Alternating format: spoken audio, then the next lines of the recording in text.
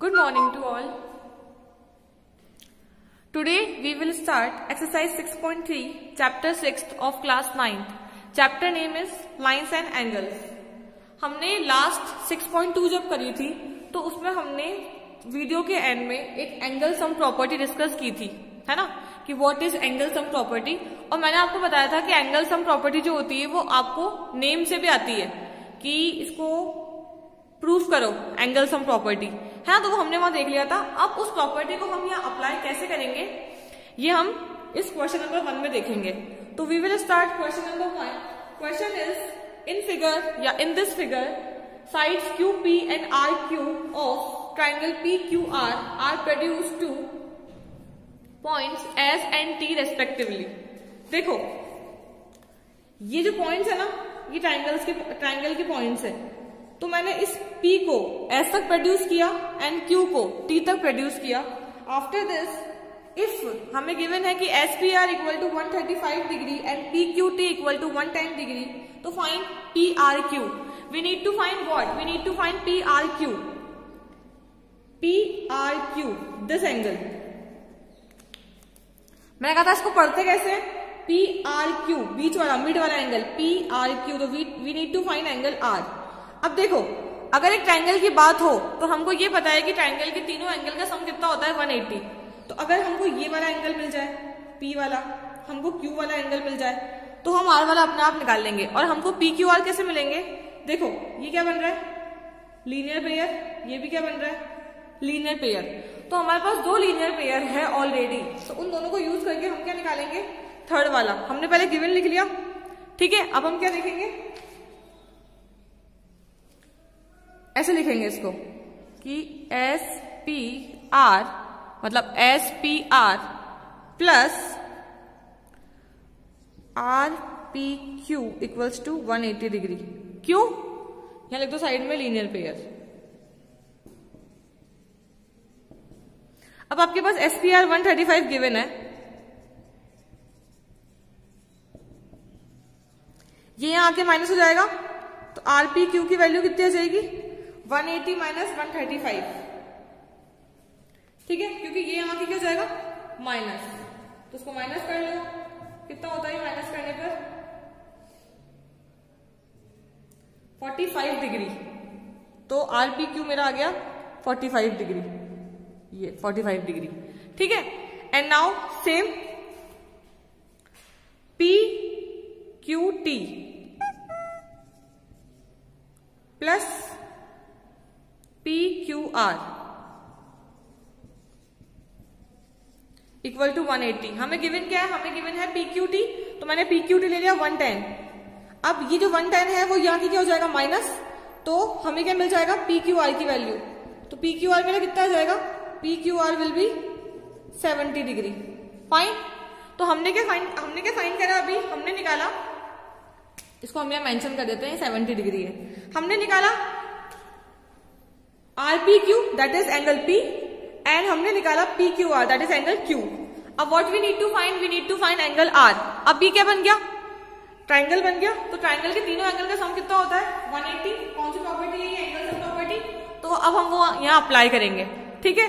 इन तीनों को प्लस करने पर कितना आना चाहिए? 180 आना चाहिए। दो एंगल हमारे पास ऑलरेडी है, दोनों को प्लस करके थर्ड में से माइनस करेंगे तो हमको थर्ड वाला एंगल मिल जाएगा। एक बार करके देखते हैं ये होगा कैसे। देखो okay, PQR plus QPR plus PRQ equal to 180 angle sum property है। हमारे पास दो वैल्यू ऑलरेडी है, मतलब हमने फाइंड कर चुके हैं, वी ऑलरेडी फाइंड।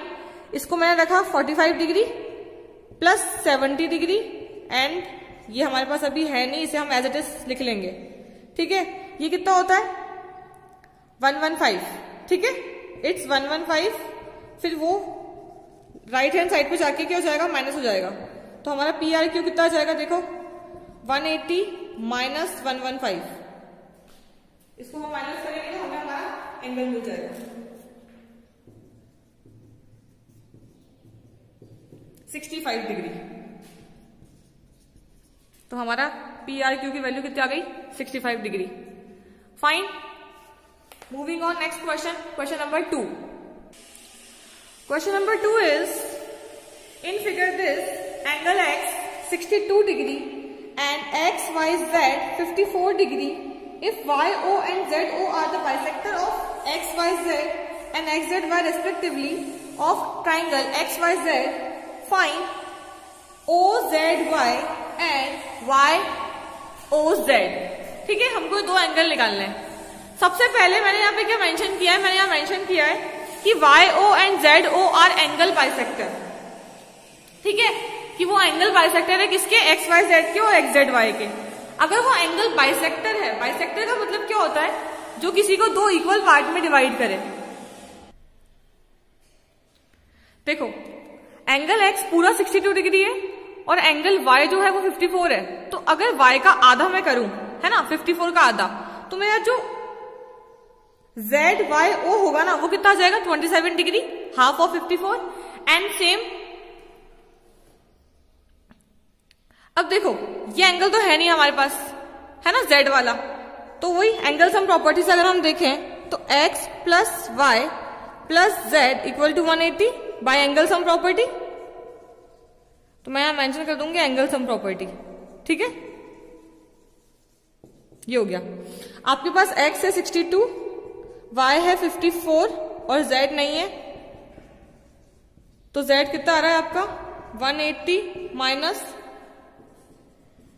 54 प्लस 62 116,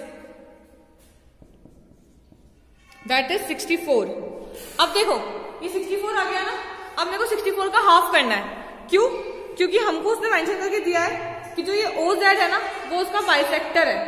ठीक है, तो मैंने यहाँ पे इसका हाफ कर लिया है। अब what we need to find, we need to find YOZ या ZYO। तो हम कैसे निकालेंगे इसको, एंगल सम प्रॉपर्टी से। 62, 54 और एंगल Z तीनों मिला के, मतलब जो होल वाले एंगल है ना, ये कितना होना चाहिए 180। तो हमारा जो एंगल Z है वो कितना आ गया 64, इसका हमने हाफ करके इसका हाफ लिख लिया 32 डिग्री।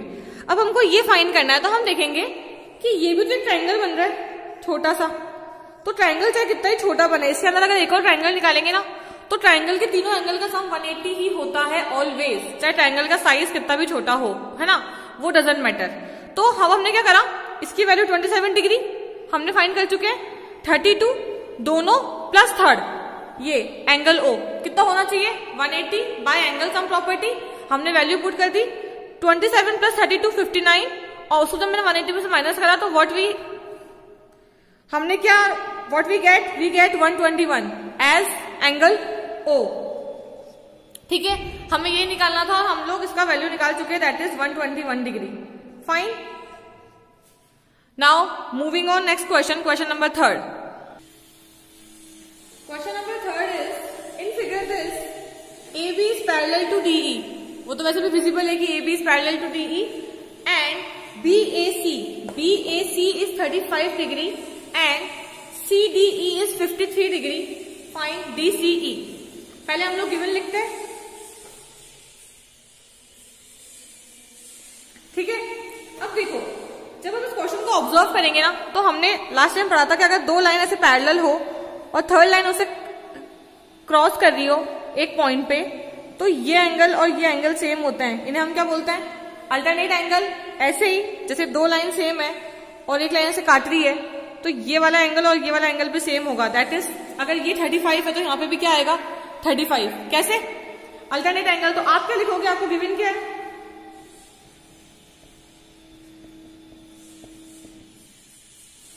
BAE 35 degree. अगर हमारा BAE 35 है तो हमारा AED angle AED is also 35 degree. How, alternate angle. Fine, तो हमारा ये कितना आ गया 35 डिग्री। अब अगर मैं ट्राइंगल की बात करूं, खाली इसकी CDE की बात करूं मैं ओनली, है ना, तब क्या होगा देखो, अगर मैं CDE की बात करूं तो इन तीनों का एंगल का टोटल कितना होना चाहिए 180 degree by angle sum property, और हमें तो वो अप्लाई करना है वैसे भी। तो अब हम क्या करेंगे, देखो इन ट्राइंगल CDE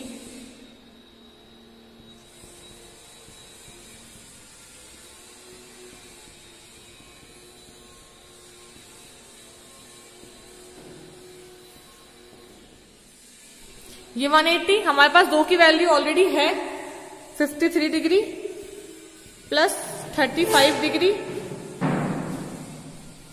प्लस कितना आ रहा है ये DCE, 180 माइनस 53 प्लस 35, 88। ठीक है, ये कितना हो गया 88। तो कितना जाएगा हमारे पास DCE 180 माइनस 88,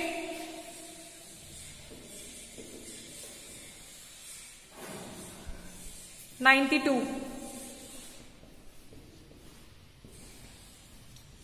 तो इसका आंसर हमारे पास आ गया 92 डिग्री, है ना। हमने 3 क्वेश्चन डिस्कस किए इसके, और तीनों क्वेश्चन के अंदर आपने देखा होगा कि एट द एंड हमें कौन सी प्रॉपर्टी लगानी पड़ रही है, एंगल सम प्रॉपर्टी हमें लगानी पड़ रही है। अब इसके 3 क्वेश्चन और बाकी है, पर इस वीडियो में कवर नहीं हो पाएंगे, तो उसे हम नेक्स्ट वीडियो में कवर करेंगे। फिलहाल आपको मैंने हमारे क्वेश्चन कवर हुए first, second, third of exercise 6.3। आप इसके एग्जाम्पल से प्रैक्टिस कीजिएगा तब तक, और इन क्वेश्चन को भी खुद से कीजिएगा। Thank you, have a good day.